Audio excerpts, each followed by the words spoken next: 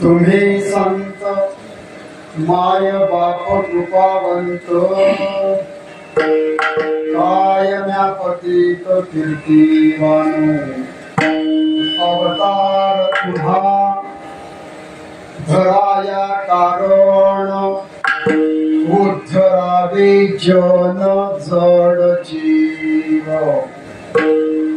वाढावया सुख किंवा वाढविले सुख भक्ती भाव धर्म कुळाचार नाम विठोबाची अवतार तुम्हा धराया कारण उद्धराया जन जड जीव तुका म्हणे गुण चंदनाचे आम्ही तैसे तुम्ही जगी संत जन अवतार तुम्हा धराया कारण जन जड जीव पांडुरंगा करो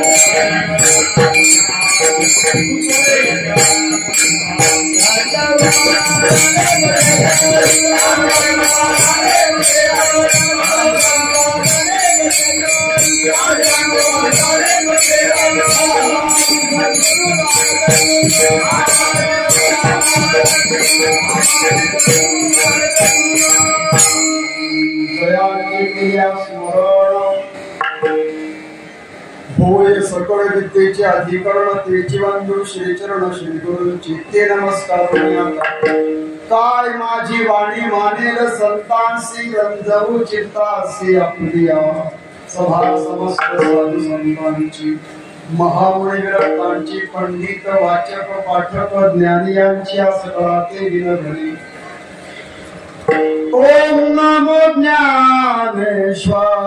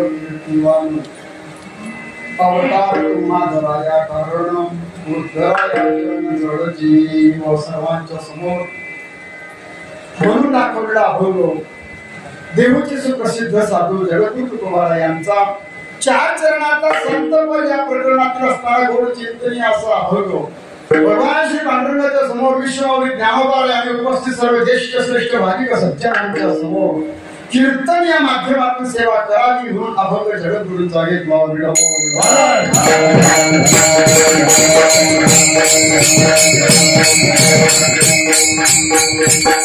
अभंग संतपर या प्रकरणातील आहे.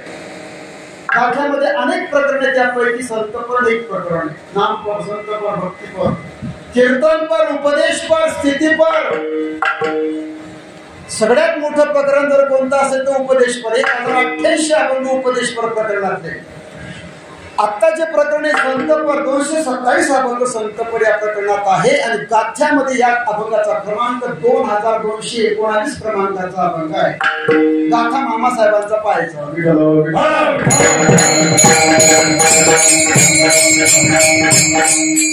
संतांचं वर्णन करणार आहे. संतांना काही विशेषण दिले आणि त्यांचं वर्णन केलं. वर्णन करणारे जगद्गुरू ज्यांचं वर्णन केलं भारतीय संप्रदायामध्ये, या अभंगाचा जर विचार केला भाषेचा किंवा विशेषणांचा, तर हे जेवढे विशेषण वापरले, कृपावंतो, माय बाप कृपावंतो, ही तीनही विशेषण बरं का. तुम्ही संत हे पण विशेषण. माय बाप कृपावंतो हे कोण आहे असे, तर ते ज्ञानोबा आहे. ज्ञानोबांना उद्देशून तुकोबाई बोलतात.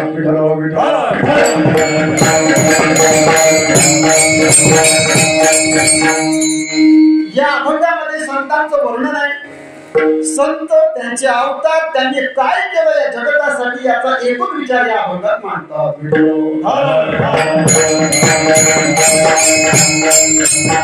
अभंगावर विचार यथामती करण्याच्या पूर्वी कशासाठी कीर्तन माहित आहे पण सांगावं. अखंड हरिनाम संकीर्तन सप्ताह तिरपुडे ना, तिरपोळे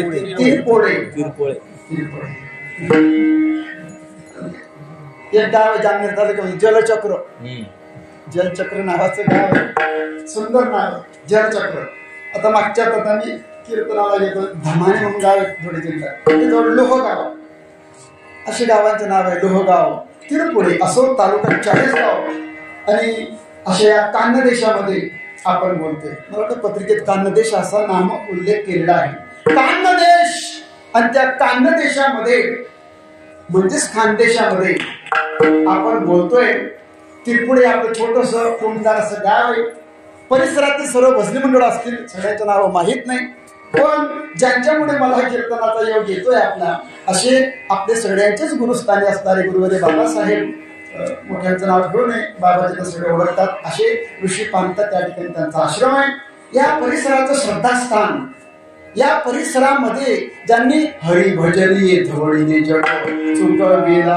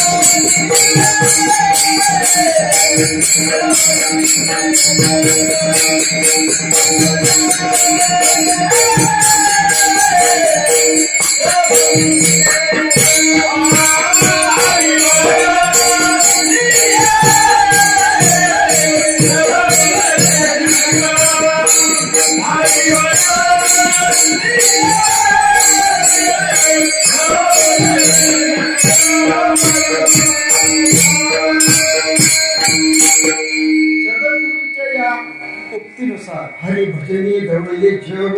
महाराजांनी जी क्रांती केली ती कीर्तनाच्या द्वारा केली. आणि आपल्या सर्व परिसरामध्ये चाळीसगाव तालुका बाहेर सुद्धा काही असेल, बाबांनी सर्व गावांमध्ये जवळजवळ किती गाव मला माहिती, पण 30-40-50 गावांमध्ये त्यांचे हातून सत्ता आहेत. एवढं सोपं नाहीये समाजाचा आपण जोडून राहणं, समाजाची नाळ पकडणं किंवा समाजाची अगदी कॉन्टॅक्ट मध्ये राहणं, संघटन करणं, त्यांच्यामध्ये राहून कार्य करून घेणं हे एवढं सोपं नाही. श्रद्धा असावी लागते. आता 40 गावून मंडळी आली होती बघा, फक्त दर्शनासाठी म्हणा, भेटण्यासाठी. काही मंडळी आली कारमध्ये झाली, ती पुण्याहून आले होते भेट. का बरं असं काही नातं होतं? काही एक श्रद्धास्थाने असो, अशी सगळ्यांची आदरणीय असणारे असे बाबासाहेब धनंजय बाबा, त्यांच्या या अधिपत्याखाली त्यांनी प्रेरणा दिली, त्यांनी आज्ञा केली आणि त्या निमित्तानं हे कीर्तनाचं दर्शन तुमच्या सर्वांचं दर्शन कीर्तनाच्या निमित्तानं होत आहे. पांडू महाराज आहेत, हरिभक्तपरायण आदरणीय अशी देवीची आमच्याही गावामध्ये 8 दिवस त्यांनी राहिले. अगदी गोड व्यक्तिमत्व, सुंदर गायन आहे. आणि मागे बसले पितामह भीष्माचार्य मधुकर महाराज, नाशिक का शिरसोली नांदुरा, विदर्भामध्ये, विदर्भ, विदर्भातून महाराज त्यांचेही भागवत आहे. परंतु याही वयामध्ये गायन राग, मला वाटतं सकाळी गाणारा राग आहे, पूर्व राग आहे, तो अगदी सुंदर एकदम भारदस्त गायन आहे. आणि अशा ज्येष्ठ आणि श्रेष्ठांच्या समोर हा कीर्तनाचा योग आहे. वादनासाठी हरिभक्तपरायण गुरुवर्य अमोल महाराज, त्यांची सगळी विद्यार्थी मंडळी, बाबा असतील सगळे ज्येष्ठ श्रेष्ठ गावातलीच का पोक्त अशी सर्व मंडळी, आणि तुम्ही सर्व बहुश्रुत असणारे असे श्रोते, या सगळ्यांच्या संगतीमध्ये कीर्तनाचा अभंग घेण्याच्या मागे हा एक उद्देश असा आहे की उद्याच्या दिवशी एकादशी आहे आणि उद्याच्या दिवशी रेड्याची समाधी आढळला. तशी ती कार्तिक वद्य एकादशीला असते, पण आळंदी वारी असल्यामुळे चैत्र वद्य एकादशी ही आडे म्हणून जे गाव आहे, ज्या ठिकाणी रेड्याला समाधी दिली गेली, त्यांचा तो काल.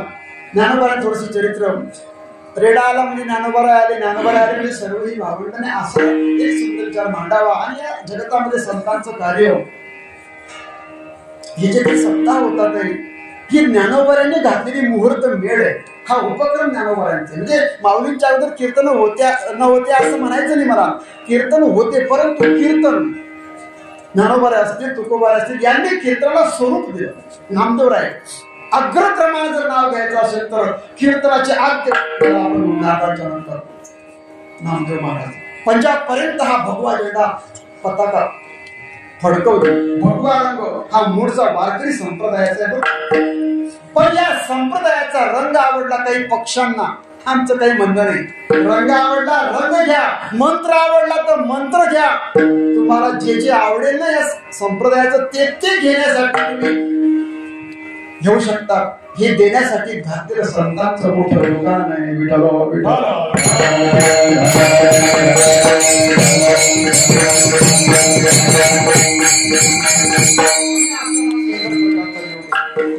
बोललो की कान्हदेशात बोलतोय आपण, मला वाटतं झाला असेल विषय कान्हदेश. त्याला कान्हदेश का म्हणतात?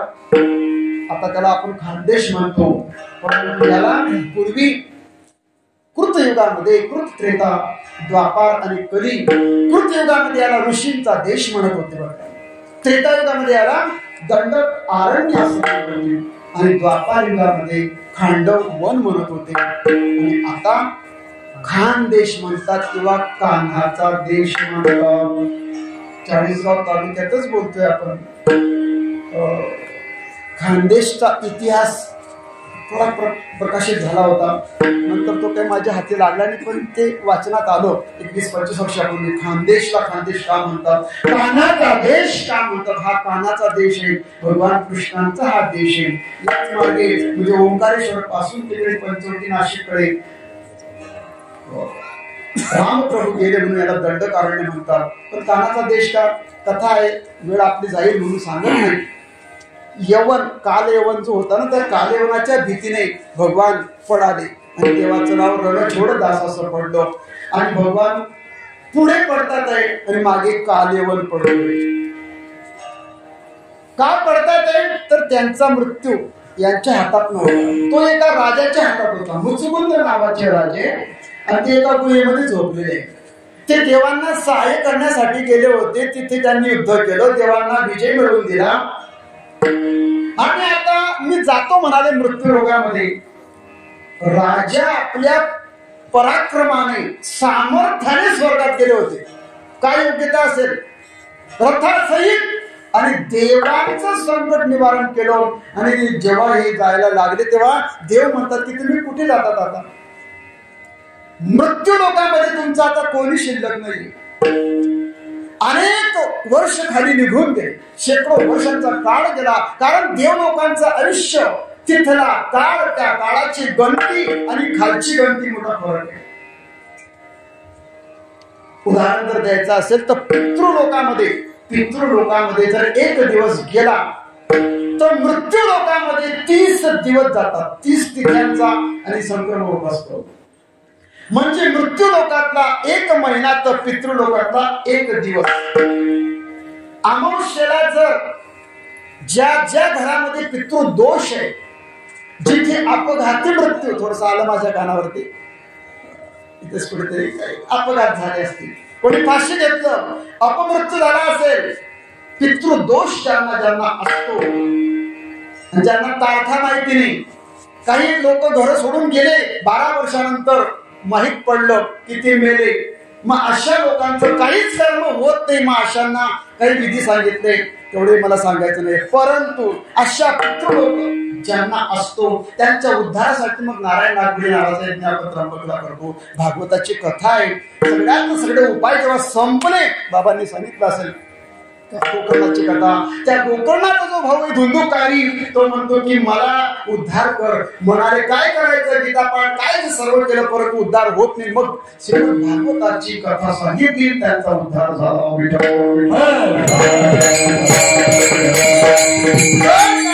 तिथी माहित नसेल तर अमावस्या ही तिथी पितरांच्या जेवणाची असते. मुद्दा माझा इथे होता की अमावस्याला तर पितर जेवले, ज्यांना पितृदोष आहे त्यांना एक उपाय सांगितला. दर अमावस्याला तुम्ही कावड्याला अग्नीमध्ये आणि अतिथीला जेवण द्या, गाईला घास खाऊ घाला, पितृदोष जाईल. का? अमावस्या ही तिथी पितरांच्या जेवणाची आहे. जर का या अमावस्याला आपण त्यांना जेवण दिलं, अग्नीमध्ये टाकलं, ज्ञानोबाला एक ओवी देतात, अग्निमुखी हवन न करील देवता पूजन, प्राप्ती भोजन ब्राह्मणाचे. आणि अग्नीमध्ये जर टाकलं आपण तर अमावस्या, मग या अमावस्याला जर आपण तो घास टाकला, पुढच्या अमावस्या जेव्हा येईल तेव्हा इथे महिना निघून जातो. पण पितृलोकामध्ये दुसरा दिवस काय त्यांचा जेवणाचा. म्हणजे पितरांना रोज जेवण मिळतं, ते संतुष्ट होतात. आणि ते जर का आनंदित झाले तर मग तुम्हाला ते आशीर्वाद देतात. तुकामुळे पितर कल्याणाची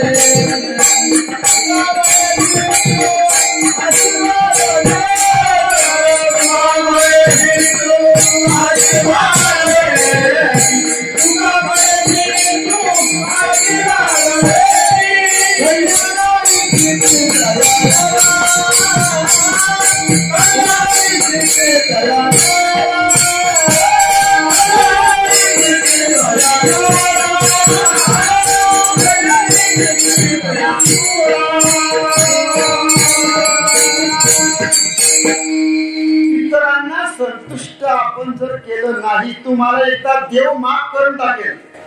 संत माफ करते, परंतु हे मेलेले लोक तुम्हाला सोडणार नाही. का? देव दयाळू आहे, संत त्याच्यापेक्षा दयाळू आहे, पण हे मेलेले लोक तुम्हाला मला सोडणार नाही. का नाही सोडणार? तो तर आमचा बाप आहे ना. कोणाचा बाप गेला, कोणाची आई गेली, कोणाचा काका गेला, परंतु आमची आई म्हणायची, आमची आई आमचे बहादूर ते रमाबाई नाव म्हणे, स्वर्गी गेला आणि बेईमान झालं. तुझा का बाप असे ना म्हणे, भाऊ पितृ तर्पण कर, पिंडदान कर, जिथे जिथे जाल ना तिथे तर्पण करा, पिंडदान करा, श्राद्ध करा. परंतु आम्ही गुडघ्यावर कांदा फोडतो, श्राद्धाच्या दिवशी शेतात जातो आणि तिथून फोन करतो, मन काही जमत नाही, तूच टाकी, आणि ती पत्नी घास टाकते. एकदम चूक आहे. आपल्या वडिलांना घास टाकण्यासाठी सुद्धा रिकाम पण नसेल तर मग आता तुम्हाला आपल्याला कोण वाचवेल. त्र्यंबकेश्वरला आम्ही काही पूजा केली. ते ब्राह्मण म्हणत होते, मेलेल्या माणसाने किंवा आपल्या बापाने, आपल्या आईने तुम्हाला मला काय दिलं? शेती इथेच टाकून गेले. बँकेत पैसे होते ते बी तुमच्याच नावावर. बाप मेल्यानंतर आपोआप काय होतं त्याला, काय म्हणतो आपण, वारस लागतं की नाही. शेती इथे, पैसे तिथेच होते बँकेत. तुम्ही नंतर वाटे पाडले, दहाव्यापर्यंत मारामाऱ्या झाल्या. आपल्या गावात ती गोष्ट नाही. पैसा दिला, शेती दिली, रंग रूप दिलं. बापासारखा मुलगा आहे आणि आईसारखी मुलगी असते की नाही. आपण एक तर बापावर जाऊ तर आईवर जाऊ. रंग रूप दिला. इतकंच नाही थांबले, त्यांचे जे आजार होते, डायबिटीज, अनुवंशिक आजार आहे, तो बी घेऊन टाका. दमा अनुवंशिक आजार आहे, श्वासाचे आजार हे अनुवंशिक आहे. बापाला जर दमा असेल तर मुलाला लागू शकतो. तुम्हाला आजार दिले, तुम्हाला रंग दिला, रूप दिला, पैसा दिला, बँकेतलं सगळं तुम्हाला दिलं. मरताना सुद्धा तुमच्यामध्ये जीव आटकवून मेले. माझ्या लेकीला बोलवा, माझ्या बापाला, मुलाला बोलवा. त्याला पाहिलं, एक म्हातारा 15 दिवस दवाखान्यात होता, मग घरी घेऊन चला. घरी आले, घर पाहिलं, जीव सोडला. कोणाचा घरात जीव, कोणाचा दारात जीव, कोणाचा पत्नी जीव. तुम्हाला पाहत जीव सोडला आणि पुन्हा काही इच्छा आपण नव्हतं, तुमच्या पोटी आले. नातवाच्या म्हणा, मुलाच्या म्हणा, पोटी आले. मग जे तुम्हाला एवढं देऊन गेले, त्यांची साधी अपेक्षा आहे की तुम्ही त्यांना मेल्यानंतर त्यांच्या नावानं काहीतरी पुण्य कर्म करावं. कथा, कीर्तन, भागवत, काय जे असेल ते. त्यांना सद्गती मिळण्यासाठी खालच्यांनी कर्म करायचे. रस्त्यावरचा माणूस त्यांचा उद्धार करू शकत नाही. त्या वंशामध्ये, त्या कुळामध्ये त्यांचं तुम्ही खाताय. तुम्ही म्हणजे तुम्हाला नाही बोलत आहे, आपण सगळेच त्यांचं खातोय. मग त्यांची साधी अपेक्षा आहे की यांनी माझ्या मुलाने असं असं करावं. पण ते जर केलं नाही, विश्वास आपण ठेवत नाही, कालांतरानं असं होतं की मग आता हे गरुड पुराणामध्ये सगळा विषय येईल. मग ते उपाशी तापाशी राहतात, त्यांची सुटका होत नाही, तळमळतात. ते म्हणतात, ते नालायका हो, अरे शेती तुम्हाला दिली, तुमच्यासाठी काय नाही केलं आणि तुम्ही मला घासभरांना टाकत नाही. अरे मी माझं शरीर पण तुम्हीच जाळलं आणि आता शरीर जाळल्यामुळे मी वायू रूपानं ढिंग शरीर, कारण शरीर, स्थूल शरीर. आता मला जेवण्यासाठी अग्नी हे माझं तोंड आहे, अग्निमुखी हवन. तुम्ही अग्नीत टाका, मला मिळेल. कावळा हा पितृदूत प्राणी आहे, त्याला तुम्ही घासभर टाका. एक कण जर त्याला खाल्ला ना, अहो शुकाचार्य, आता भागवतामध्ये कथा येईल तुम्हाला. एक शीत अन्न शुकाचार्य खातात. घंटा वाजते, सर्व माहिती सांगून वेळ घेत नाही, बोलता इथे चाललाय की हे सगळं करण्यासाठी कुठे विषय निघाला हा? आमोशा. कांदा देश आहे, असो असे या पवित्र देशामध्ये आपलं आणि राहणं आहे. 40 गाव जो रांजणगाव आहे बघा, असं सांगतात. आता वालझिरी देवस्थान आहे की नाही, माझ्या वडिलांचे गुरु होते तुकाराम बाबा 40 गावकर.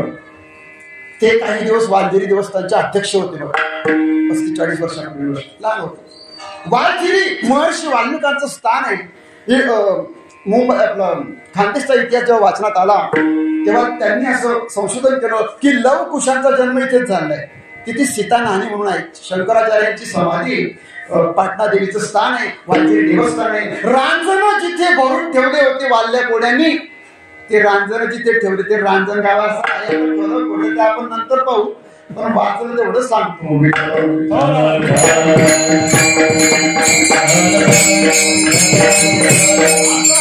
यावलला गेलं तर यावल, व्यासांचं व्यासालय हे गाव, त्यांचं जे नाव आहे ना गावाचं व्यासालय, त्याचा अपभ्रंश झाला यावल. कारण त्याला कल्व ऋषींचा आश्रम आहे. अशी ऋषींच्या मुलींच्या तपाने ही प्रभावित अशी भूमी आहे. बाबाजी राहतात कुठे? ऋषी पांथा. कोणत्या ऋषींचं स्थान आहे बाबा? अनेक ऋषी. म्हणजे ही भूमी तपोभूमी आहे थोडक्यात सांगायचं. इथे आलो, बाजूला स्टेडीचा केवढा भाग आहे, बाजूला नदी, पाणी, सुजलाम सुफलाम असा हा प्रदेश आहे. पाण्याचा तोटा आहे का? प्यायला पाणी भरपूर आहे, शेतीला पाणी भरपूर आहे, ज्याच्याकडे पाणी आहे त्याच्याकडे पैसा आहे, त्याच्याकडे सुबत्ता आहे. इथला मजूर सुद्धा सुखी असावा, संपन्न असावा. कारण काय याचं? ऋषींच्या मुनींच्या तपानं ही भूमी तपपूर्ण झाली.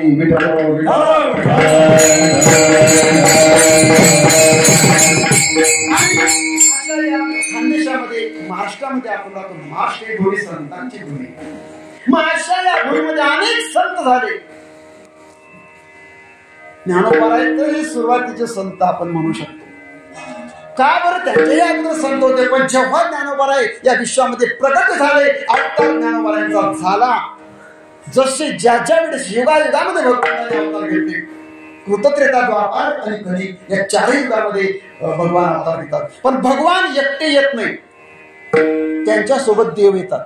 आणि ते देव कृतयुगामध्ये पण ऋषीमुनी झाले, त्रेतामध्ये वानर झाले, द्वापारामध्ये गोप गौडी झाले आणि कलियुगामध्ये संत झाले. संत तातडीची मीटिंग भरवली. आता मिटिंगा चालू आहेत तातडीच्या, रात्री अपरात्री मिटिंगा चालू आहेत. पण तिथे काय झालं? भगवान म्हणतात की मी आता द्वापार युगाच्या शेवटी, कलीला आरंभ आहे आणि माझा कृष्ण अवतार आहे, तो मला आता संपवायचा आहे आणि मला पटकन आता विटेवर उभं राहायचं आहे. आता मी हलणार नाही, चालणार नाही, बोलणार नाही. तुम्ही काय करायचं? तुम्ही मला वानर म्हणून सहाय्य केलं, गोप गौडी झाले, आता तुम्ही संत बना आणि प्रत्येक जातीमध्ये अवतारित व्हा. कारण आता तो अवतार संपवतो आणि कली नावाचं भयंकर युग सुरू होणार आहे.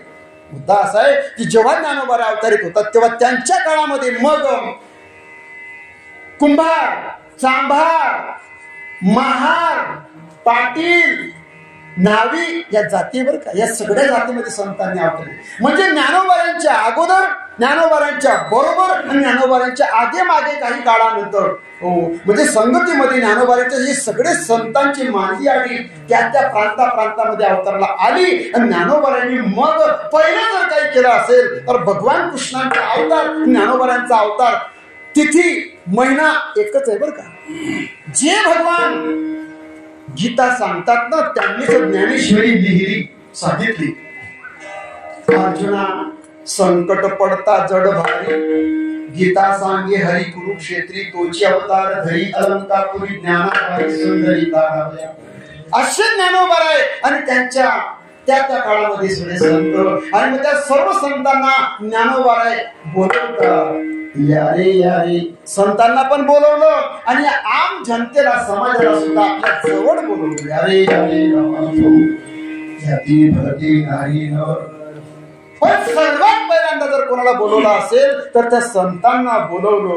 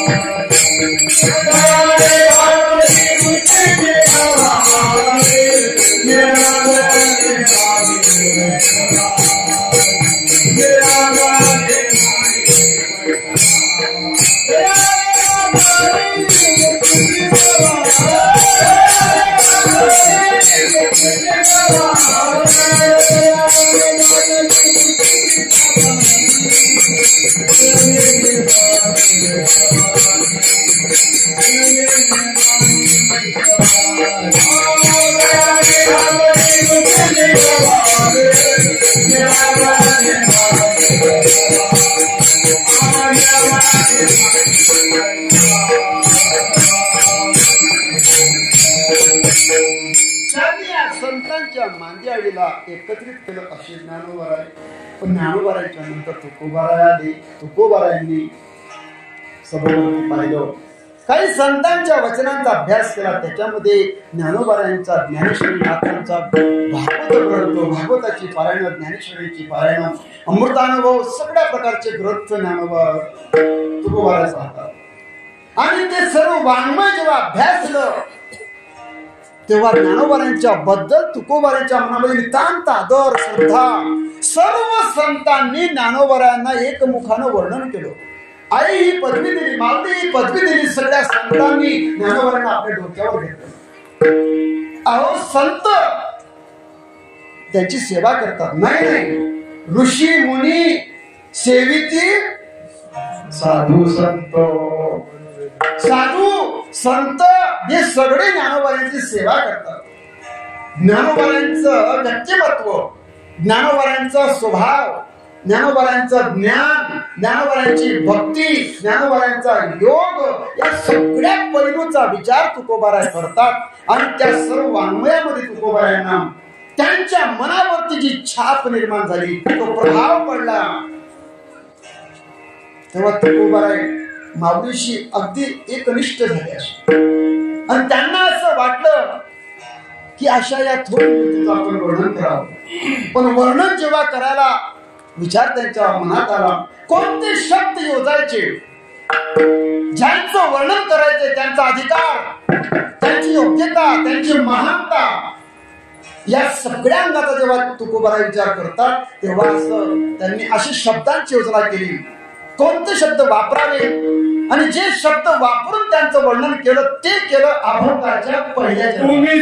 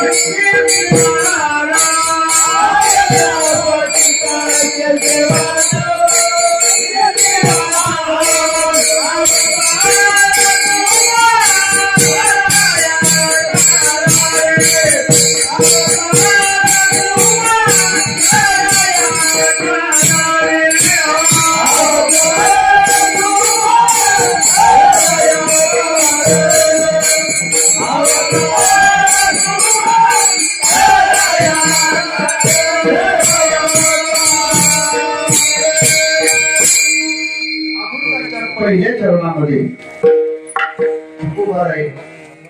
ज्ञानोबारायांचं वर्णन करतात.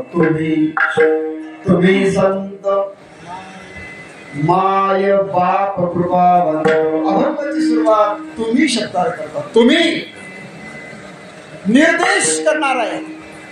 एवढ्या व्यक्तींमधून जर एखाद्याला बोलवायचं असेल तर तुम्ही हिरवा शर्ट त्यांनी घातला ते येऊ नका. तुम्ही म्हणजे बाकीचे नाही, तुम्ही बाकी संत आहात. तुम्ही संत माय बाप हे दोन शब्दांनी वापरायचे, एकच वापरायचा. माय बाप कृपावंत तुम्ही संत माय बाप जे का दयेचे सागत.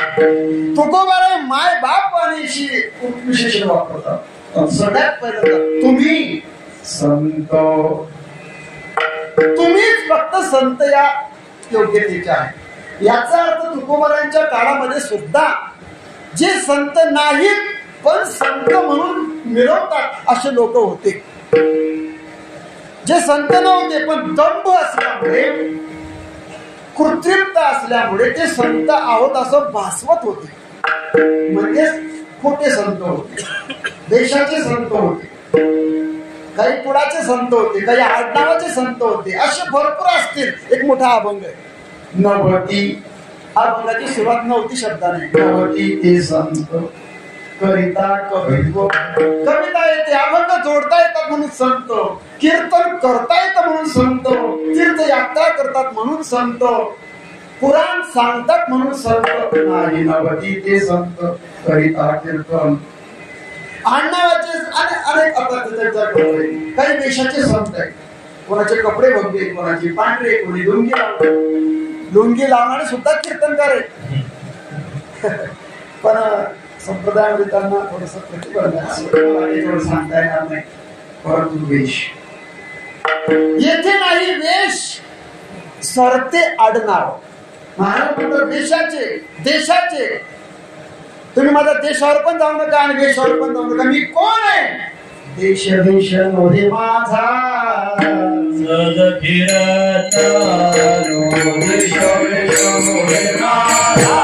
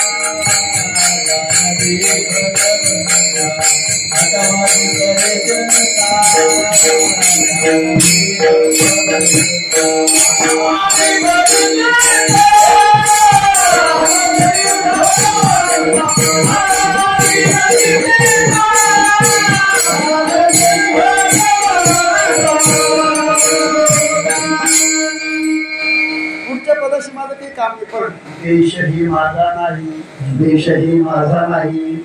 म्हणजे देशाचे संत देशाचे असतील, तो काही महत्वाचा भाग नाही. पण इथे महाराजांना जाणवलं की बाकीचे काही माझ्या हिशोबात बसत नाही, मी कोणालाही संत म्हणू शकत नाही. देव म्हणत होते, अहो महाराज पडा पाय संत मोठे. देवा परिस्थिती करी माझी सुखी परी मी अशी मुखी देव म्हणते तरी मी म्हणणार नाही. माझ्या तत्वात, माझ्या नियमात, माझ्या त्या प्रिन्सिपल मध्ये बसत असतील तर त्यांना मी संत म्हणतो. खूप म्हणतात की बाकी तुम्ही बाकी संत.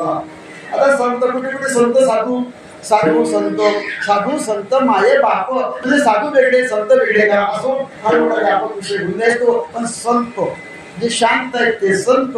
आता संत हे जबाबदारी घेऊन आले. साधूंवरती जबाबदारी नसते कदाचित.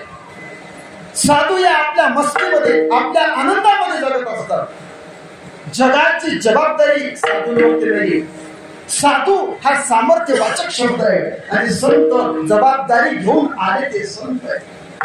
त्याच्यामध्ये कोण आहे? ज्ञानोबा आहे, तुकोबा आहे, नाडोबा आहे, निडोबा आहे, नाथ महाराज, सेना महाराज, सगळी जबाबदारी घेऊन आले संत आहे. यांना कपड्यांचं बंधन आहे.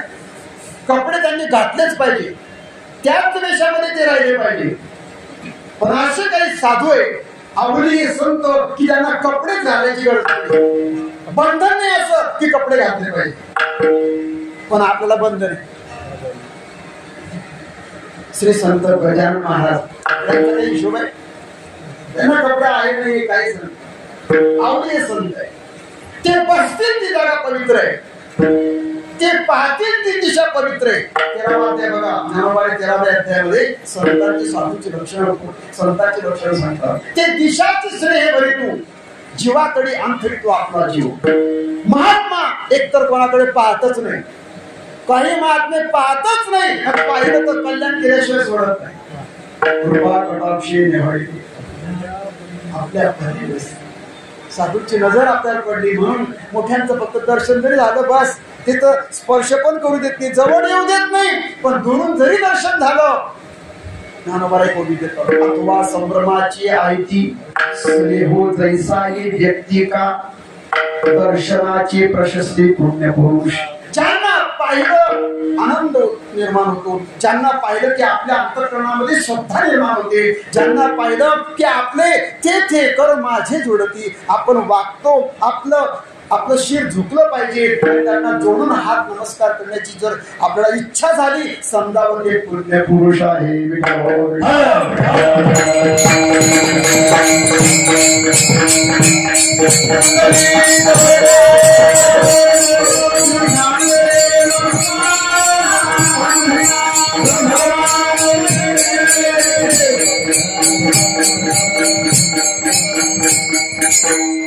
खरे महात्मे जवळ येऊ देत नाही, खरे महात्मे पाहत नाही, बोलत नाही, स्पर्श करत नाही, पण त्यांचे का आपल्या मस्तकावर हात ठेवला, पाठीवर हात ठेवला, त्यांचा स्पर्श केला, स्पर्शात सुद्धा आनंद आहे. आपण जो अभंग म्हटला, आलिंगना घडे मोक्ष साहित्यता जोडी. आलिंगनामध्ये कुठे मोक्ष मिळतो का? पण त्यांच्या आलिंगनामध्ये सुख आहे. आलिंगन संता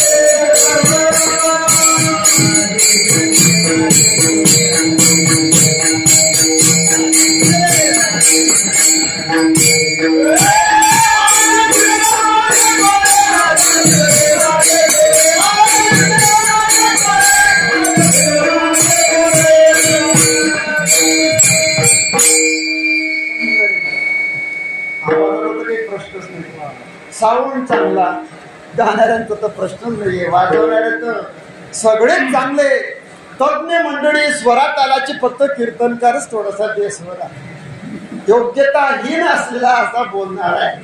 परंतु असो, या सगळ्यांच्या संगतीमध्ये तो पण उचलावून जातो, योग्यता नसलेला सुद्धा उचलला जातो.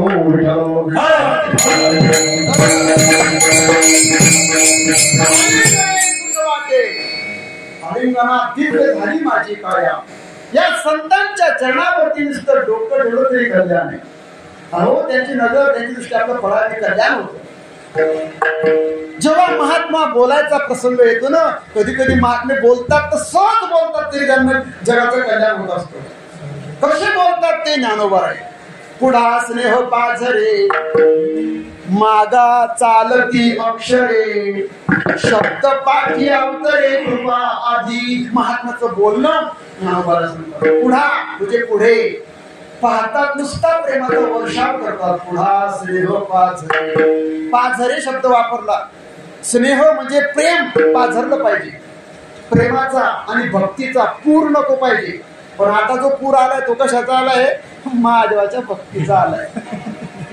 तुमच्या गावात आहे का नाही मला काही माहिती नाही, पण गल्ली गल्लीमध्ये आमच्याकडे मंदिराचं काम चालू काम झालं. परवा प्राणप्रतिष्ठा करून आलो. गल्लीत मंदिर, दारापुढे सगळ्यांच्या दारापुढे मंदिर होत.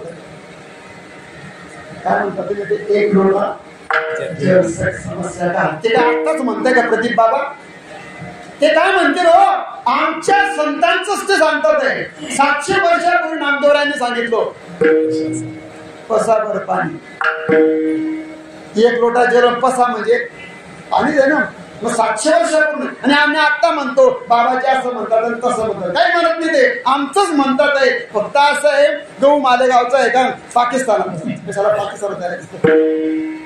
गहू मुंबईहून जरी आणला पण पोळी करणारी बाई तिच्या पद्धतीने सांगायची स्टाईल आहे, पण आता जास्त बोलत नाही. असो, हा पूर आहे बरं. हा पूर केव्हा ओसरून जाईल सांगता येत नाही. भक्तीचा, प्रेमाचा झरा असावा. झुड झुड झुड झुड झुड 12ही महिने नद्या वाहतात. विहिरी पाझरल्या पाहिजे. विहिरीला मोठे मोठे नळे लागले ना कधीच बंद पडून जाते. तसं यांचं होईल. तुम्ही बाकी संत आहात. संत माय बाप आता ज्ञानोबारांना बापाही उपमा आहे आणि मायेची पण किंवा माय बाप सुद्धा ज्ञानोबा आहे. ज्ञानोबा त्यांना बाप म्हणतात. नामा म्हणे लोकाला दिलं कर बाप बाप ज्ञानेश्वर समाधीस्थ बाप आहे ज्ञानोबा. नाथ महाराजांनी विचारलं महाराज तुमचं काय मत आहे? ज्ञानाबाई माझी अनाथाची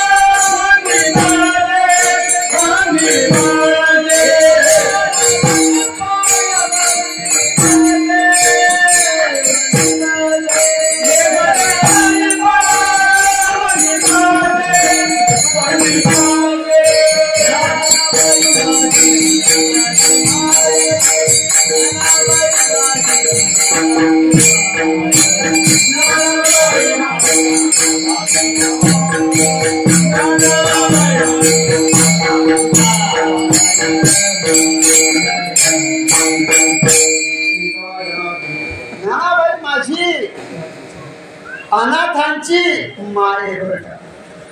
नाथांचा अजून एक प्रमाण आहे. अहो आम्ही म्हणतो माय हे तर जाऊ द्या, पण वेदांनी शास्त्रांनी सुद्धा ग्वाही दिली.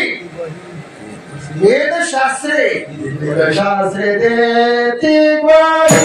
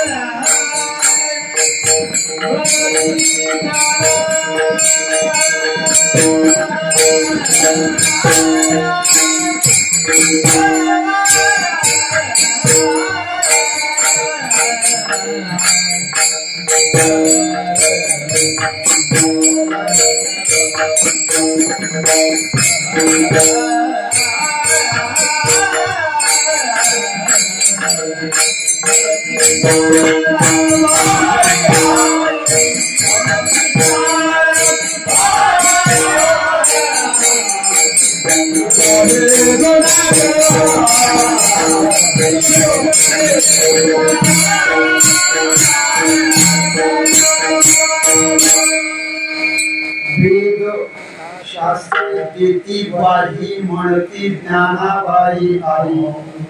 त्या पदाची काय अन्वय काय लावायचा? वेदांनी शास्त्रांनी आई म्हणावं आणि ज्ञानोबा आहे वेदांना श्रुतीला माऊली म्हणतात. नाही श्रुती पर्वती माऊली. एका बाईने दुसऱ्या बाईला आई म्हणायचं आणि त्या बाईने बी हिला आई म्हणायचं. असं कुठे होतं का व्यवहारामध्ये? एक जर आई असेल तर दुसरी मुलगी पाहिजे. आणि दुसरी जर मोठी असेल तर पहिली आई पाहिजे. पण इथे वेद म्हणतात आई ज्ञानोबा आहे आणि ज्ञानोबा आहे म्हणतात की वेद आमची आई पण बाप पण नाही. श्रुती परवती माऊली पहिलं सापडलं पाहिजे बोलूया असं. पण एवढं सुद्धा महत्वाचं आहे. श्रुती आमची माऊली आहे आणि वेद आमचा बाप आहे. कोण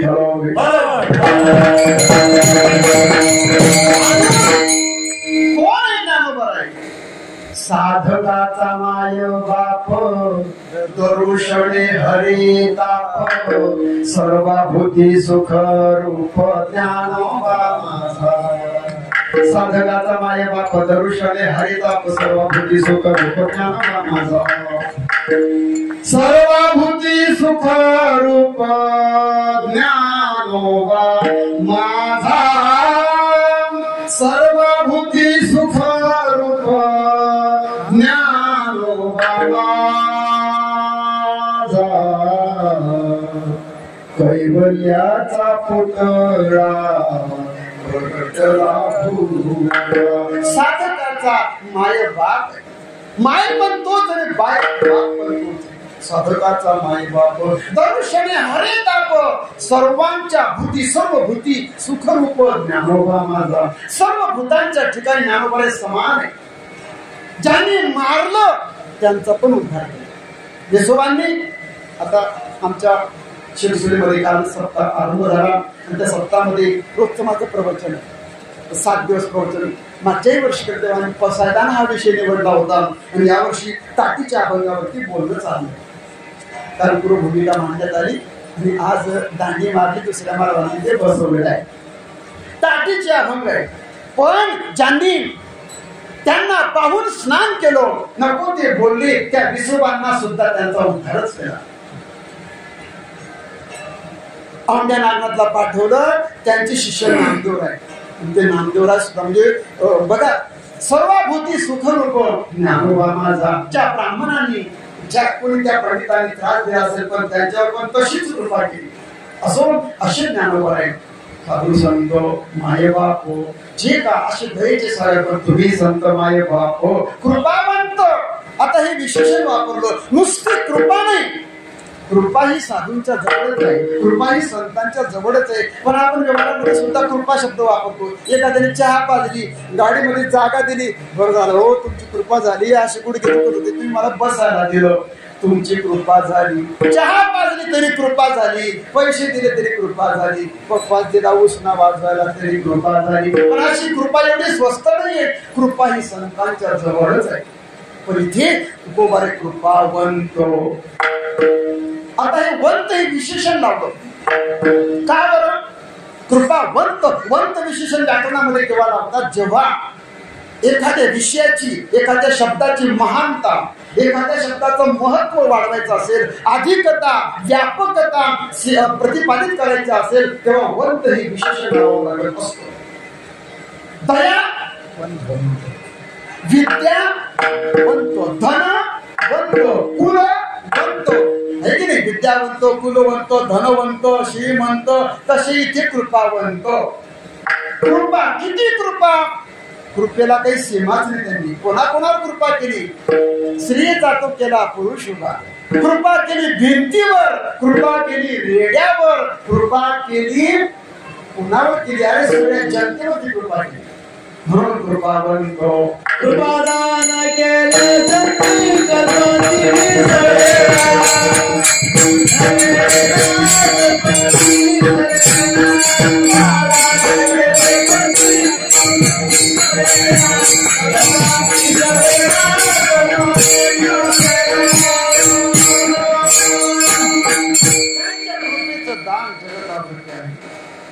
कृपाळू उदार सखा माझा प्रमाणे कृपाळू शब्द. कृपाळू सज्जन तुम्ही संत जन एवढे कृपादान तुमचे मला असे हे कृपावंत आहे. आणि असं तुमचं एवढं वैभव असलं ज्ञानोबा आहे. माझ्यासारखे काय पतित आहे काय न्या पतित कीर्तिवानो.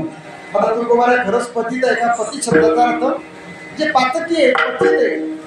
अनाथ, अपराधी, पतित, आगळा, पडी, पाया, वेगळा, नका करू हे सगळे जे काही आता विशेषणाचे दोन प्रकार आहेत. एक चांगल्या अर्थानं विशेषण आहे आणि हे एक दोषपूर्ण हे सुद्धा विशेषण आहे.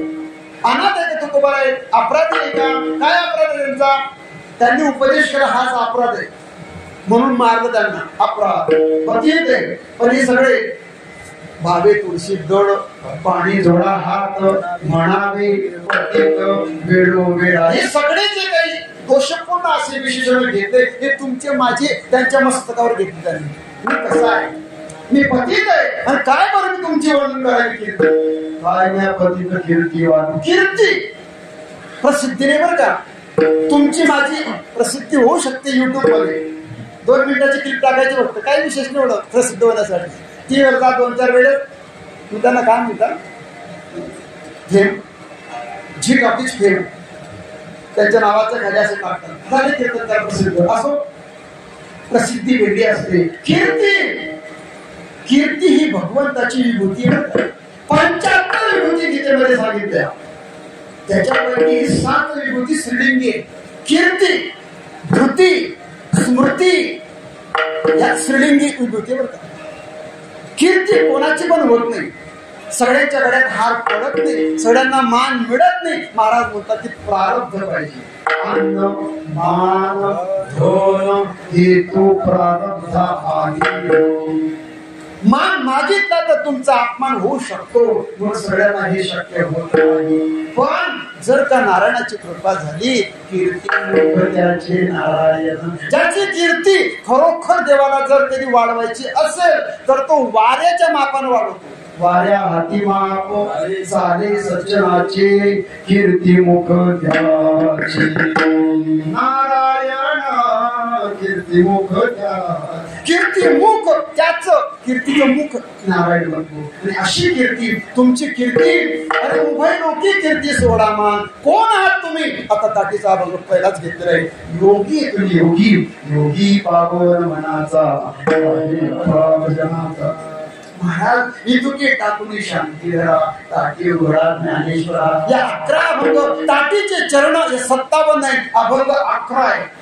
4 अभंग 4 चरणाचे, 3 अभंग 5 चरणाचे, 2 अभंग 6 चरणाचे, दुसरे 2 अभंग 7 चरणाचे. 4 5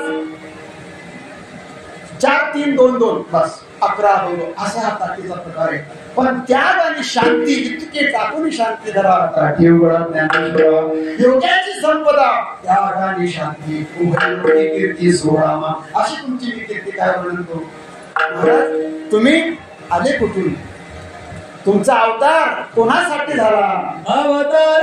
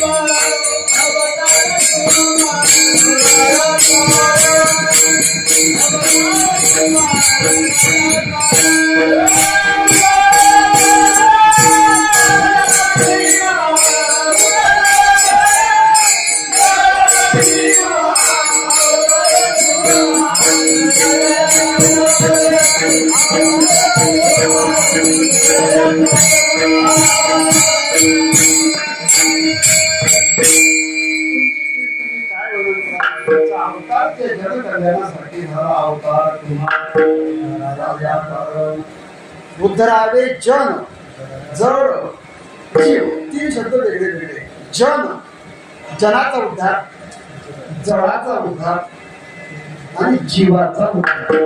अव हा उपसर्ग आहे. तृ तरती, तरती खालून वरती तरतात. पण अव हा उपसर्ग लागल्यामुळे त्या पदाचं रूप बदलून टाकतो. कोण? हा अव उपसर्ग. तरणे म्हणजे आता तरतात माणसं कुठे तरतात? पाण्यात. पाण्यात तरतात म्हणे मी गाडीवर जगतो म्हणे. अरे असं कसं? म्हणे मी प्रॅक्टिस करतो. कशावर? म्हणे गाडीवर. गाडीची गाडी. आता कसं काय होईल? पाण्यातच जावं लागेल. आता गावगाव काय चालू भारतीय संप्रदायाचे म्हणजे शिबिरं भरतो. शिबिर उन्हाळ्याचे मुलं इकडे भरपूर नाही. त्यांच्यात चांगले गुण निर्माण व्हावे, संस्कार व्हावे म्हणून महाराजांनी सुद्धा त्यांना पदाचं शिक्षण देण्यात आले. पावल्या असतील, हरिपाठ असेल, वादन असेल, चाली असतील, छोट्या मोठ्या शिबिर 15 दिवसाचं महिन्याचं. पण पोहण्याचे पण क्लासेस आहे बरं का शहरामध्ये. तुम्ही गेले कॅरम, स्केटिंग, पायात चाकासारखं असतं आणि ते आता त्यांचे नातू पुण्याला आता पुणे मुंबईला असतील आपण आहे सगळेजण. तर त्या मुलांना स्केटिंग, बुद्धिबळ असे पैसे खेळ असतात ते. पण खेळ आपले वारकी संप्रदाय चलारे शिबिर महाराज लोकांनी शिबिर काढले. म्हणजे गादीवर मी आणि पोहण्याचा क्लास लावलाय. गादीवर किती जरी काही केलं तर होणार नाही. माझा मुद्दा काय? पाण्यामध्येच तरता येईल. तरणे हा शब्द, तरणे पाण्यावरती वरती येणे. पण अव हा उपसर्ग तिथे गेला. त्याने काय केलं? तरती अवतरती वरतून खाली येणे.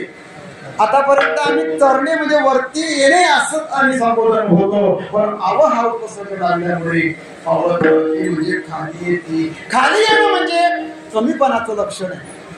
तुम्हाला मला वरती जावं वाटतं. गरीबाचा श्रीमंत झाला पाहिजे, लहानाचा मोठा झाला पाहिजे, एका घराचे 2 घरं झाले पाहिजे. लहानाचं मोठं व्हावं हे व्यवहारामध्ये श्रेष्ठता आहे. परंतु मोठ्याचं लहान होणं ही संत किंवा साधूची ही श्रेष्ठता आहे. तुकोबाराने विचारलं महाराज तुम्हाला मोठं व्हायचं का? नाही नाही, लहानपण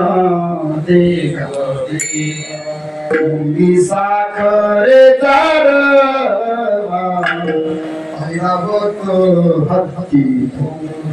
लहान व्हा, लहान व्हायचंय. अवतरती अवतार. तुम्ही खाली आले तर तुम्ही लहान झाले. खाली येणं म्हणजे खालचे दर्जा लावतो. पण अवतरती अवतार तुम्हा कोणासाठी? जन उतरावे जन. जनाचा उद्धार केला. जड शब्दाने भिंत कशी होती? चालविली जड भिंती, हरली चांगयाची भ्रांती, मोक्ष मार्गेचा सांगा ती ज्ञानोबा माझा. चालविली जड भिंती, हरली चांगयाची भ्रांती, मोक्ष मार्गेचा सांगा ती ज्ञानोबा माझा. मोक्ष मार्गेचा सांगा ती ज्ञानोबा माझा. मोक्ष मार्गेचा सांगा ती ज्ञानोबा माझा. कैवल्याचा पुतळा जड ही भिंत, जड भिंत चालली आणि जीव रेडा होता पण जीव होता. चैतन्य त्याच्यामध्ये होतं. रेडा बोलला नवलच आहे पण निडोबारायांचा गाभंग आहे. निडोबाराय म्हणतात हा रेडा बोलला ना तर अनेकांना संदेह वाटला, संशय वाटला, खरंच रेडा बोलला का? संदेह गमाला, संदेह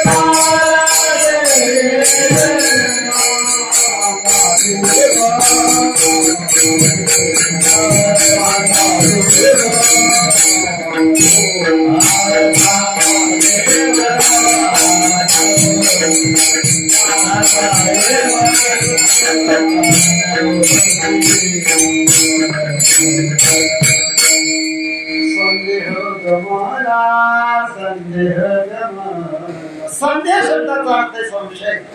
संदेह शब्दाचा अर्थ आहे भ्रम.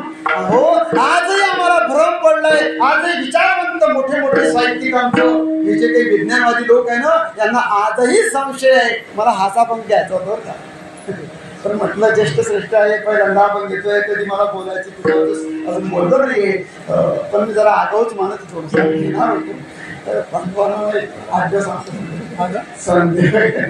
थोडस आगाऊच त्यांचं बी नाव पांडे माझं प्रभाकर आहे. एकच राशीचे आहे. चिरका स्वभाव असतो लोकांचा पण कन्या राशी शास्त्रीय रास आहे बरं का. थोडं ज्योतिषशास्त्राचा थोडंसा वाचन आहे माझं. शास्त्रीय रास चिरफाड करणारी रास आहे. या राशीचे लोक प्राध्यापक वकील कीर्तनकार डिटेक्टिव्ह हे तपासणी करणे चिरफाड करणे विषयाच्या तळाशी जाणं अभंगाचा विचार अगदी शब्दानं करणं बारकाईने विचार करतात. ते चिकित्सक असतात आणि किचकट असतात जरा संतापी पण असतात. चिरचिर करतात तर बाईंना या लोकांपासून थोडा त्रास आहे स्वभावापासून. जास्त काही कळत नाही आता नंतर बोलू. चिरक्या स्वभावाच्या असतात इमोशनल असतात. याच्यात तरी सिरियल पाहत असते ना तरी रडतात ढसडच. काय झालं इमोशनल भावनिक ज्ञानवारांचं चरित्र ऐकता रडतील. दुसऱ्याचं दुःख पाहावलं जात नाही या लोकांमध्ये. करुणा दया क्षमा हा गुण आहे याच्यामध्ये. आत्मक्लेश करणारी रास म्हणजे कन्या रास. त्रास करून घेते दुसऱ्यासाठी घेणं ना देणं काही घेणं नाही. हे मस्त मजेत आहे पण यांच्यामुळे हे त्रासात आहे. उदाहरण दुसऱ्याचं ओझं आपल्या खांद्यावर कसं द्यायचं. पुढल्याचे घेता काय तो बघा कान दाटीचे धनुर्धरा भगवान म्हटले अर्जुना दुसऱ्याचं द्या म्हणा आमच्या डोक्यावर चाललं बघू आपलं नाही ठेवा आमच्या गाडीवर. 50 किलोची गोणी ठेवली तो पहिला माणूस हा गोणी नाही म्हणे मी घेऊन जातो. गोणी बी माणूस बी काही घेणार गाडी पंक्चर झाली यांची. आता कोण होते ते कान दाटीचे धनुर्धरा अशी रास आहे.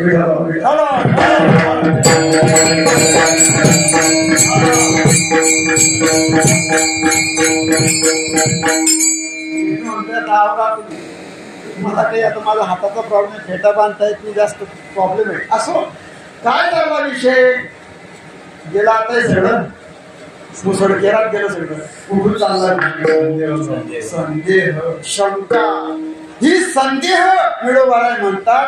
संदेह गमला तेव्हा पण गमला तेव्हा पण अचंबा वाटला. कशी काय भिंत चालली कसा काय रेडा बोलला. संदेह गमला रेडा कैसा बोलला पण जीव चैतन्य त्या रेड्यामध्ये होतो.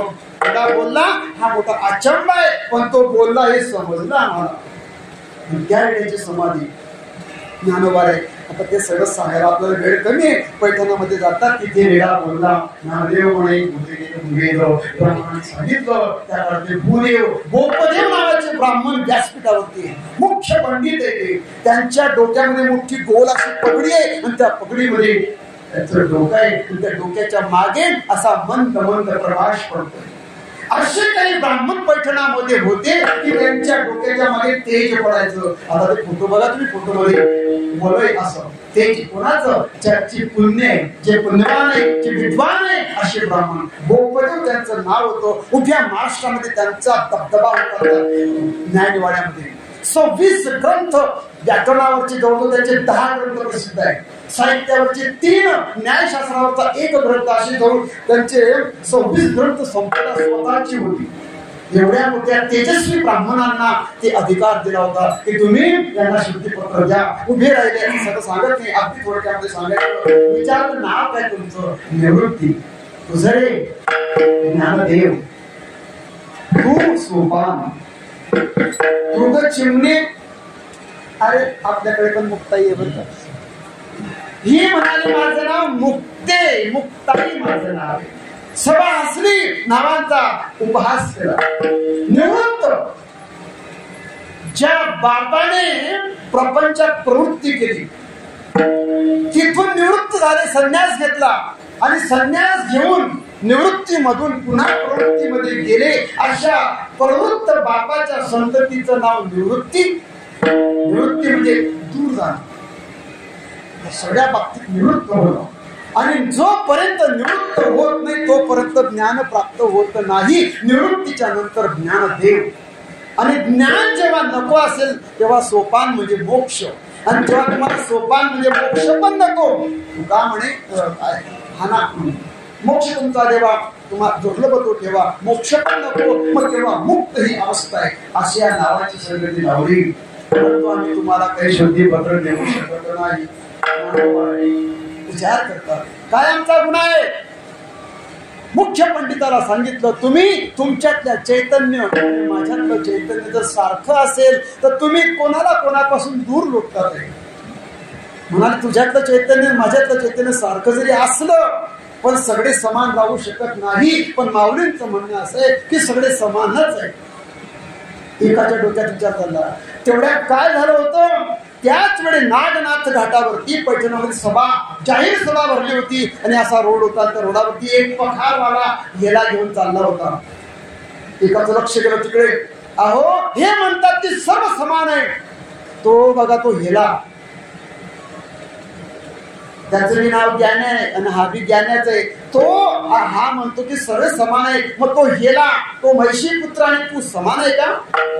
माऊली म्हणतात तो हो, तो सुद्धा माझा आत्माच आहे. कसं काय आत्मा आहे. त्याला 2 शिंग आहे, तुला आहे. त्याला 4 पाय आहे, तुला आहे. ज्ञानोबा म्हणतात हा शारीरिक भेद झाला, परंतु त्याचा आत्मा आणि माझा आत्मा एक आहे. कसं काय एक आहे. युक्तिवाद सुरू झाला बघा. आणि युक्तिवाद करता करता करता एकाच्या डोक्यात आला, हो म्हणे हे मुलं यांचे वडील कुठेतरी गेले आणि काहीतरी शिकून आले, कशी बोलतात. हा म्हणतो त्याचा आत्मा माझा आत्मा एक असेल. आला त्याला इकडे. एकाने सांगितलंय आणि तुझा हेला, आणि ते हेल्याला असं आणलं आणि असं उभं केलं.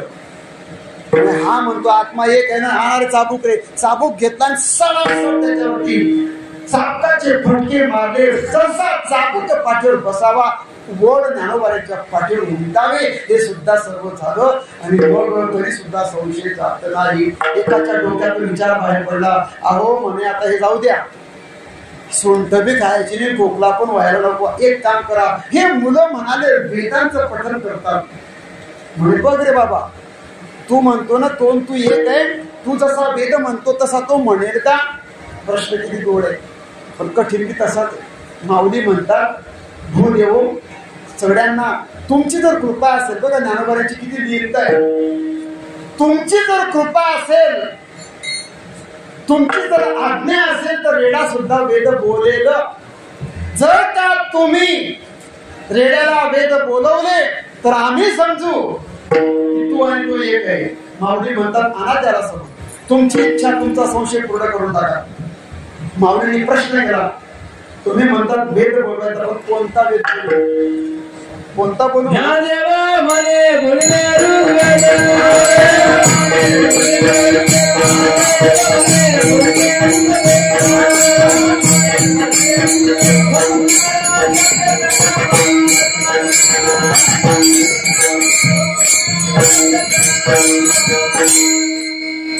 माऊलींनी विचारलं कोणता वेद बोलू. वेद आहे 4, पण साध्या 4 वेदांमध्ये ऋग्वेद नावाचा वेद मोठा कठीण आहे. काही ब्राह्मण ऋग्वेदी आहे आणि काही ब्राह्मण यजुर्वेदी. जे यजुर्वेदी असतात ते यज्ञ करतात. सगळ्या ब्राह्मणांना सगळे यज्ञ करता येत नाही. ऋग्वेदी ब्राह्मण त्याची विशेष प्रकारचे यज्ञ करतात. म्हणाले तुम्ही ऋग्वेद बोलवा, ऋग्वेद वाक कठीण आहे. आणि त्या ऋग्वेदाला बोलायला सांगितलं. कोरा पान हात मस्तकावरती ठेवला आणि त्यांनी जे प्रमाण दिलं, ज्ञानदेव म्हणे बोले ऋग्वेद, आणि वेदाच्या उच्चारून बोलायला लागला. वेद सर्व झालं, शुद्धीपत्र दिलं गेलं, परंतु त्या रेड्याला घेऊन ते नेवाशाला आले. तिथे ज्ञानेश्वरी झाली, तिथून निघाले आणि आता चालतात. पण रस्त्यामध्ये काय झालं, आडे नावाचं गाव लागलं आणि त्या आडे गावामध्ये काही त्यांचा मुक्काम झाला. लोणी धामणी नावाचं मध्ये एक गाव आहे, तिथे काही दिवस राहिले. पण आड्याला जेव्हा भगवान ज्ञानोबा आले तर तिथल्या ब्राह्मणांनी पाहिलं, अरे अरे हे वेद म्हणतात, वेद वाचण्याचा अधिकार स्त्रियांना नाही, शूद्रांना नाही. वेद पवित्राचा वेद जर का शूद्राला स्त्रीला वाचता येत नाही, इथे तर हा रेडा पशु बोलतोय. वेद किती आणि पाप झालंय असं ते ब्राह्मण म्हणू लागले. पशुला काय समजतं? पशु काय पाप पुण्य जाणती. पशु अहो वेद म्हणताना पूजा करताना आपली आंघोळ झाली पाहिजे. आता बाबांच्या सानिध्यामध्ये आम्ही कसे होतो, दोन्ही हातात काळा मोडतो पण काळा कपडे यांना पाहिलं आणि आम्ही जळगाव ते पंढरपूर पायी चालायचो. श्रीराम मंदिर देवस्थान, अप्पा महाराज समाधी, त्यांचे वंशज बाळकृष्ण महाराज जोशी, लंबोदर पितांबर भव्य दिव्य असं त्यांचे शरीर होतं, त्यांच्या संगती आम्ही चालायचो. सगळ्यांना ते बाबा जसं कडक नियम आहे, काळा कपडे. आता 30 वर्षापूर्वी 40 वर्षापूर्वी तरुण आम्ही लाजायचो, काळा महाराज कपडे. मग पुढे बंब सगळे बसले, 1 तासभर जेवण चालायचं. श्लोक हे ते आंघोळ्या घंटमाट. आज किती आनंद होता. 5 तर भाज्या होत्या नुसत्या. जेव्हा कपडे काढून जेवायला बसला असं वाटतं आम्ही ब्राह्मणांच्या पंक्तीला बसतोय, ब्राह्मणांच्या घरी आम्ही जेवण करतोय. सगळा स्वयंपाक ब्राह्मणाच्याच पद्धतीने बनवलेला होता. वाढायची एक पद्धत आहे, प्रस्तुतीला खूप महत्व आहे. असं सुंदर प्रकारचा योग आहे. आणि असं हे सगळं संगती बाबांची आहे.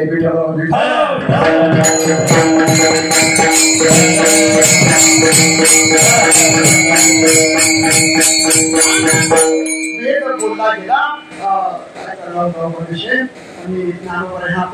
ब्राह्मणाने सांगितलं तुम्ही असं बंद करा.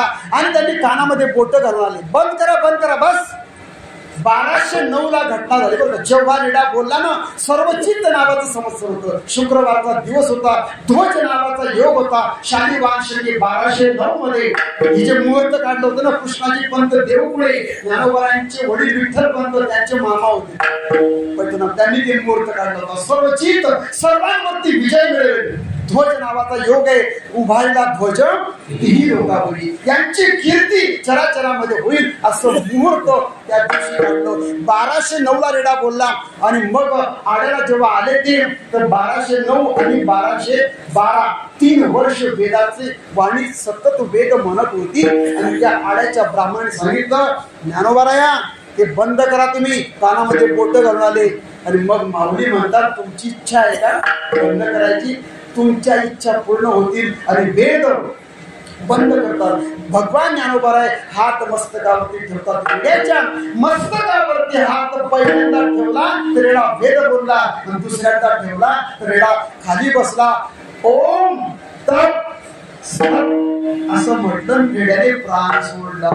मोठं गड्ड केलं आणि त्याच्यामध्ये त्याचं ते शरीर बुजलं आणि वरती दगडाचा आकार, रेड्याच्या मस्तकाचा आकार केला. आणि ज्ञानोबारांनी त्या शिलेची स्थापना केली आणि तिथे अजान वृक्षाचं एक झाड लावलं. 1212 मध्ये झालं सर्व. आणि म्हसोबा म्हणून तो प्रसिद्ध झाले. पण त्याच्यानंतर लोकांनी तिथे बोकडे कापायला सुरुवात केली. पण ही घटना 1945 पर्यंत घडली. भागवत महाराज बेलापूरकर यांच्या स्वप्नात, कोणत्या सालाची गोष्ट आहे, 1945 मध्ये भागवत महाराज बेलापूरकर यांच्या स्वप्नात ज्ञानोबाराय जातात, बंद करा हे सर्व. आणि मग फार मोठ्या प्रयत्नानं तिथे ती प्रथा बंद केली. आणि ही घटना ज्या दिवशी घडली, कार्तिक वद्य एकादशीला वेड्याच्या मस्तकावर हात ठेवला, त्याला शांत केलं. कार्तिक वद्य एकादशी आनंदी वारी असते म्हणून मोठ्यांनी निर्णय केला की चैत्र वद्य एकादशी म्हणजे उद्याची एकादशी, त्या दिवशी आड्याच्या तिथे मोठी यात्रा भरते. असा हा विचार उद्धराया जन जड जीवांचा उद्धार केला. अजून काय केलं, वाढावया सुख भक्तिभाव धर्म. सुख वाढलं पाहिजे, भक्ती वाढ. आता फक्त आपण संगती लावून संपवू विषय. वाढविले सुख. आता वाढा वया म्हटलं तर भविष्य काळ आहे, परंतु थोर अशा विभूतीच्या मुखातून ऐकलं, वाढविले सुख. वाढविले भूतकाळ क्रिया घडून गेली, पण वाढा वया म्हणजे वाढलं पाहिजे. वाढलं पाहिजे नाही. मग हे काय करत होते, मग ज्ञानोबाराय तुकोबाराय येऊन काय केले यांनी, वाढविले सुख, वाढविले सुख भक्ती भाव धर्म. काय केलं, कुळाचार नाम विठोबाची, हे सर्व वाढवलं. आणि तुकोबाने वर्णन करता करता करता करता आता यांचं वर्णन केलं, पण मग यांना उपमा दिली पाहिजे. उपमा उपमेय असे अलंकार सांगितले. मग कोणती उपमा द्यायची? ती उपमा दिली अभंगाच्या शोकमने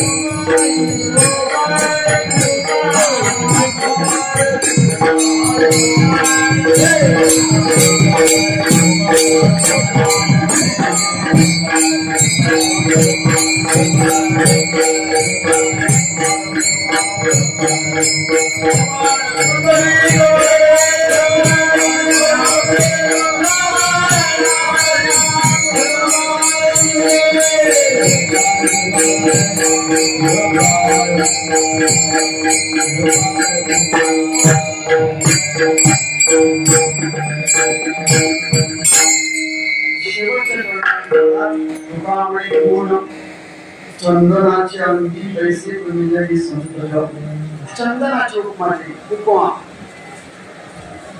उपमा अलंकार आहे. जो गुण चंदनाच्या ठिकाणी येतो पण तिथे ही उपमा सुद्धा ज्ञानोबांना कमी पडते. चंदनामध्ये काही गुण आहे, काही दोष आहे, पण ज्ञानोबांमध्ये सर्व गुणच आहे. चंदन सुगंधी करतो, त्याच्या जवळ जाऊ शकत नाही असं सांगतात. मर्यागिरी असे काही चंदनाचे काही प्रकार, शेकडो रुपये तोडा त्याची किंमत आहे. नुसतं घासलं तरी सुगंध एवढा दरवळतो, अंगाला लावलं तर शीतलता, एवढा उन्हाळा चौवेळी तापमान आहे, अंगाला लावला शांत, सर्व अंगाची दाह शांत होती. न लावा चंदन तरी सखी म्हणते भगवंताची विरहिणी. अरे सख्यांनो, मला तुम्ही आता चंदन पण लावू नका. न लावा चंदन ना मी घाला बिंदनवाला, हरी विना शून्य शेजारुगे माये. चंदन लावू नका, वाड्याचं पाणी नका, पंखा नका, काही करू नका. तुम्ही माझ्या सख्याला भेटवता का, म्हणजे चंदन सुद्धा शीतलता देऊ शकत नाही. चंदनाची उपमा, चंद्राची उपमा, सूर्याची उपमा, सूर्या उपमा आहे. उपमा जरी दिला तरी ती पूर्ण उपमा पूर्ण अंगानं ती बसत नाही म्हणून, पण तरी सुद्धा आपण त्या चंदनाच्या ठिकाणी का बरं दिली तर झिजत चंदन, तसं हे सुद्धा झिजले आणि सर्व जळाला उद्धारित केलं. तुका म्हणे गोड चंदन. अजून बराचसा भाव सांगता येईल, पण आता आपण सांगू शकत नाही, वेळेचं बंधन आहे. असो संतांच्या द्वारा हा विचार इथपर्यंत आला, त्याचं चिंतन करायचं. ज्ञानेश्वर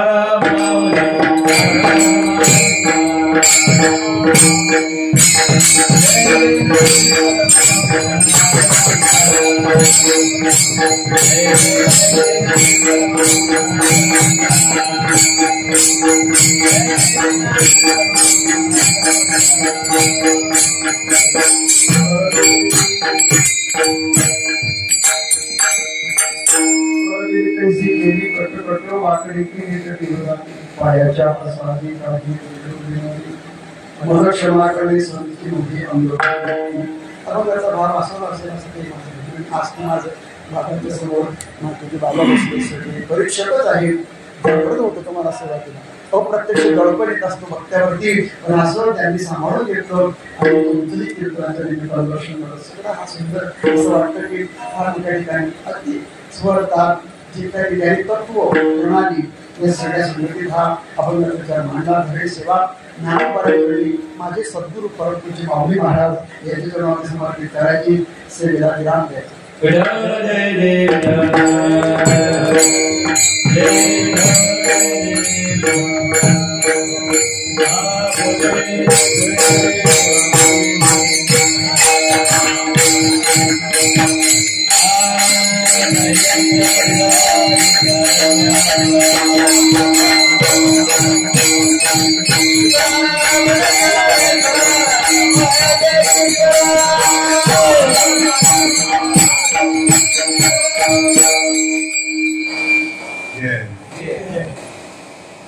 आज दुसऱ्या दिवसाची सेवा श्री हरिभक्तपारायण अंकुश महाराज, प्रभाकर महाराज, मनवेलकर